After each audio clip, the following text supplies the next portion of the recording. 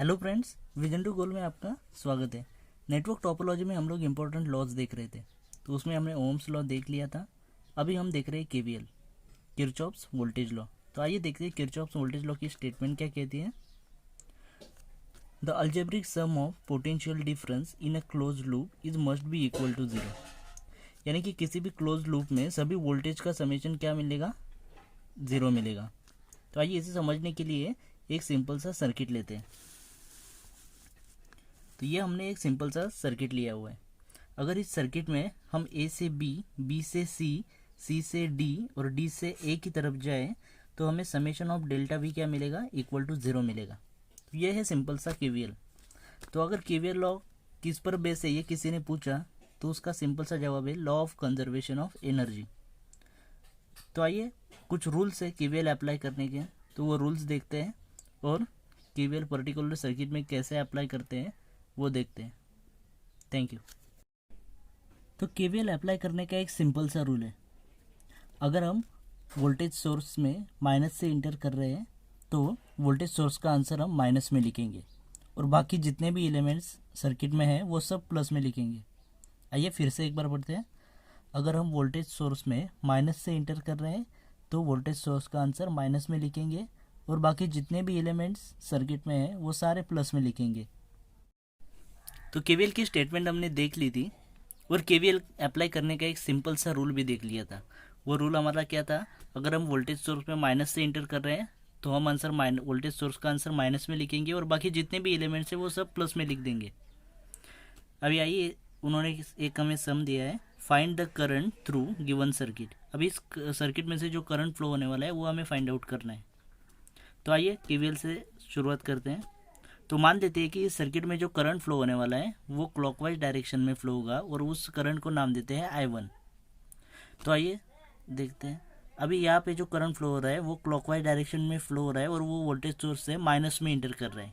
ये देखिए यहाँ पे माइनस से इंटर कर रहा है, तो हम वोल्टेज सोर्स में आंसर लिख देंगे माइनस। सो -16 लिख दिया और बाकी जितने भी एलिमेंट्स है वो सब प्लस में लिख देंगे। सो +6I1 और +2I1 लिख दिया और इक्वल टू 0 लिख दिया। अभी इसको सॉल्व करने के बाद हमें 8I1 इक्वल टू 16 मिल गया। 16 को वो साइड भेज दिया तो वो प्लस हो जाएगा। सो हमें I1 की value I1 equal to 2 ampere मिल गई। Thank you. ये केवीएल अप्लाई करने का सिंपल सा तरीका। आइए और एक सम देखते हैं। हेलो फ्रेंड्स, तो हमने केवीएल का पहला सम देख लिया था। अब आइए दूसरा सम देखते हैं। तो find the current through given circuit. अभी उन्होंने हमें एक सर्किट दिया है और इसमें से फ्लो होने वाला करंट हमें फाइंड आउट करना है। सबसे पहली चीज़ है जो हमें मान लेनी है कि इस सर्किट में से जो करंट फ्लो होगा वो क्लॉकवाइज डायरेक्शन में होगा और इसको एक नाम देना है। सपोज हम वो नाम देते हैं I1। सो I1 करंट फ्लो होगा इस सर्किट से। अभी हमने केवीएल अप्लाई करने का एक सिंपल सा रूल देखा था कि अगर केवीएल वोल्टेज सोर्स से माइनस से इंटर हो रहा है तो हम लोग वोल्टेज सोर्स का आंसर माइनस में लिखेंगे और बाकी सारे एलिमेंट्स को प्लस में लिख देंगे। सो अभी आइए इसमें अप्लाई करके देखते हैं। So apply KVL to given circuit. So अभी देखिए यहाँ पे जो करंट I1 है वो वोल्टेज सोर्स से माइनस से इंटर हो रहा है। सो हम लोग वोल्टेज सोर्स का आंसर माइनस में लिख देंगे। सो हमने उसका आंसर -30 लिख दिया और बाकी सारे एलिमेंट्स को प्लस में लिखना है। और यहाँ पे देखिए +10I1 +4I1 और यहाँ पे देखिए वोल्टेज सोर्स से करंट प्लस से इंटर हो रहा है। सो इसका आंसर हम प्लस में लिखेंगे। सो +10 +6I1। सो अभी इसको सॉल्व करने के बाद -30 +20 +10 आ गया -20 +10 और 14 और 6I1 हो गया 20I1। सो इक्वल टू 0 लिख दिया। सो अभी I1 की वैल्यू हमें ऐसे 1 एम्पियर मिलती है। तो यह है केवीएल अप्लाई करने का तरीका। तो आइए और एक सम देखते हैं। तो तीसरा सम हमें दिया है, find the current through given circuit. अभी ये सर्किट में से फ्लो होने वाला करंट हमें फाइंड आउट करना है।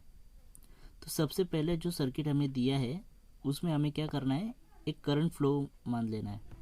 सो हम सपोज मान लेते हैं कि इस सर्किट में से जो करंट फ्लो हो रहा है वो I1 करंट फ्लो हो रहा है और वो क्लॉकवाइज डायरेक्शन में फ्लो हो रहा है। मान दिया, ये मान लिया हमने, और ये क्लॉकवाइज डायरेक्शन में फ्लो हो रहा है।